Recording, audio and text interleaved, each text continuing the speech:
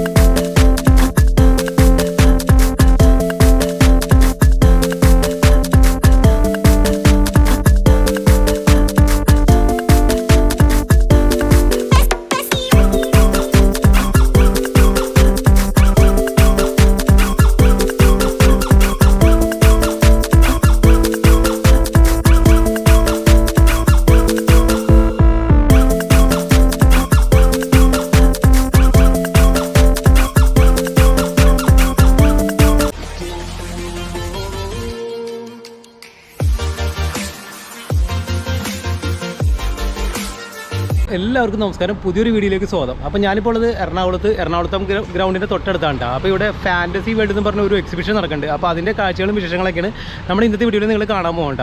അപ്പോൾ നമ്മുടെ ചാനലിലോട്ട് പുതിയതായിട്ട് വരുന്ന ആരെങ്കിലും തീർച്ചയായും നമ്മുടെ ചാനൽ സബ്സ്ക്രൈബ് തൊട്ടടുത്തുള്ള ബെൽബട്ടൺ പ്രസ് ചെയ്യാനും മറക്കരുത് കേട്ടോ. അപ്പോൾ ഇന്നത്തെ മൊത്തത്തിലുള്ള കാഴ്ചകൾ ഇവിടുത്തെ കാഴ്ചകളാണ്. 4-ാം തീയതി മുതൽ അടുത്ത മെയ് 4-ാം തീയതി വരെയാണ് ആ എക്സിബിഷൻ അവിടെ ഉള്ളത് കേട്ടോ.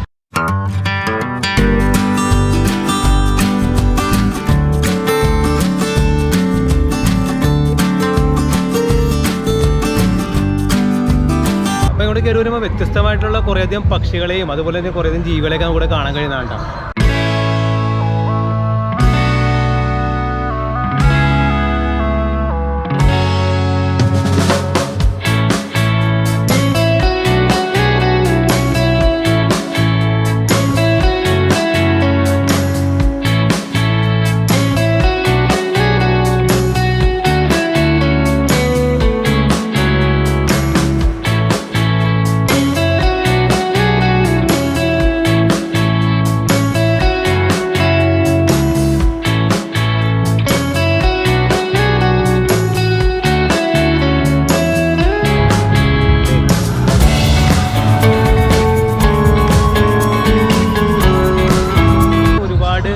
പക്ഷികളെയും അതുപോലെ തന്നെ മീനും എല്ലാം ഒരുപാട് സ്ഥലങ്ങളിലായിട്ടുണ്ട് കേട്ടോ. നല്ലൊരു പ്രത്യേക നമ്മൾ ശരിക്കും ഒരു ഫാൻറ്റസി ലോകത്തേക്ക് വന്നൊരു ഫീലാണ് നമുക്കിവിടെ വരുമ്പോൾ കിട്ടുന്നത് കേട്ടോ.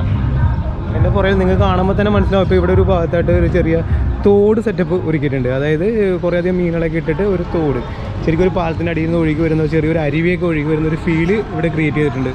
എന്തായാലും കാണാൻ നല്ല ഭംഗിയാണ്.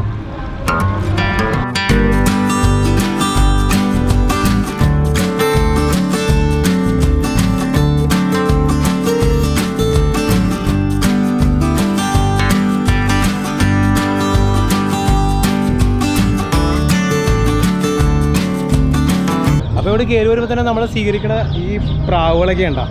നേരെ തൊട്ടടുത്ത് ധൈര്യമായിട്ട് വന്നിട്ടുണ്ട്, ഒരു പേടിയില്ല. പിന്നെ ഈ മരങ്ങളിലെല്ലാം പക്ഷികളുണ്ട് കേട്ടോ. എവിടെ നോക്കിയാലും ഇതിപ്പോൾ ഒറിജിനൽ മരമല്ല, പ്ലാസ്റ്റിക് മരമാണ്. പക്ഷേ ഇതിനകത്തൊക്കെ പക്ഷികളുണ്ട്. ഇവിടെ അവിടെ തന്നെ ഇരിക്കണുണ്ട്, ഒളിച്ചൊക്കെ ഇരിക്കും പോലെ ഇരിക്കണം. പേടിയില്ല ഇതിനൊന്നും. ഇത് എവിടെ കണ്ടിടണം, ഒന്നിനൊരു പേടിയില്ല. എല്ലാം ഉണ്ട്, മരത്തിൽ ഫുൾ പക്ഷികളാണ്. അതുപോലെ നമുക്ക് തീറ്റ കൊടുക്കാനുള്ളൊരു സെറ്റപ്പ് ഈ ഒരു ഭാഗത്തുണ്ട്. പക്ഷികളുടെ കൂട്ടിൽ നമ്മൾ അകപ്പെട്ട ഒരു ഫീലാണ് ഇതിനകത്ത് കയറി കഴിഞ്ഞാൽ ഉള്ളത് കേട്ടോ. അടിപൊളി ഒരു എക്സ്പീരിയൻസ് ആണ്. കുട്ടികൾക്കായിരിക്കും ശരിക്കും നല്ല രീതിയിൽ ഒരു എൻജോയ്മെൻറ്റും കാര്യങ്ങളൊക്കെ ഉണ്ടാവണം കേട്ടോ. ഒരു പക്ഷിക്ക് പോലും ഒരു പേടിയില്ല കേട്ടോ. അത് തൊട്ടടുത്ത് പറഞ്ഞ് ഇരിക്കുന്നുണ്ട്, അതിനൊരു പേടിയില്ല.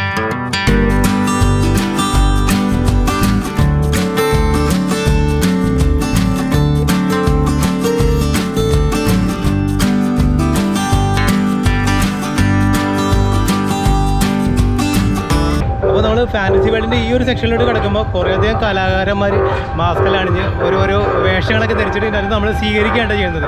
അത് കയറി വരുമ്പോൾ തന്നെ കാണുന്നത് ഇങ്ങനത്തെ ഒരു കാഴ്ചയാണ്. ശരിക്കും നമ്മളൊരു ഫാൻറ്റസി വേൾഡിൽ അകപ്പെട്ട ഒരു ഫീല് ഇവിടെ ഈ ഒരു റൂമിൽ വരുമ്പോൾ നമുക്ക് കിട്ടുന്നുണ്ട് കേട്ടോ.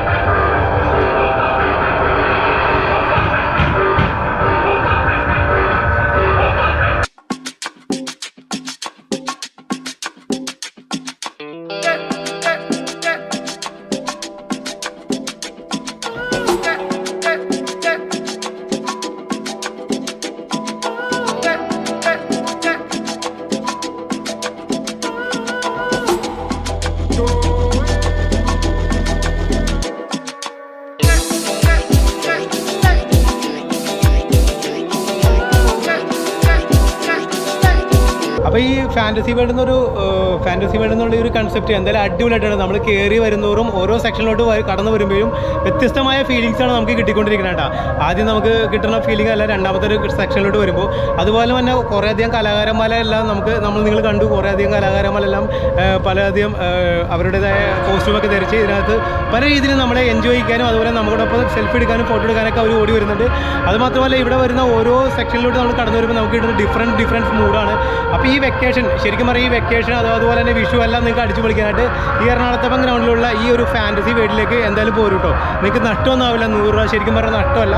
വ്യത്യസ്തമായ ഒരു വ്യത്യസ്തമായ ഒരു സെറ്റിങ്സാണ് മൊത്തം ഇവിടെ ഉള്ളത് കേട്ടോ. അപ്പോൾ കുട്ടികൾക്ക് ശരിക്കും ഇത് വളരെയധികം ഇഷ്ടപ്പെടുമെന്ന് ഉറപ്പാണ്.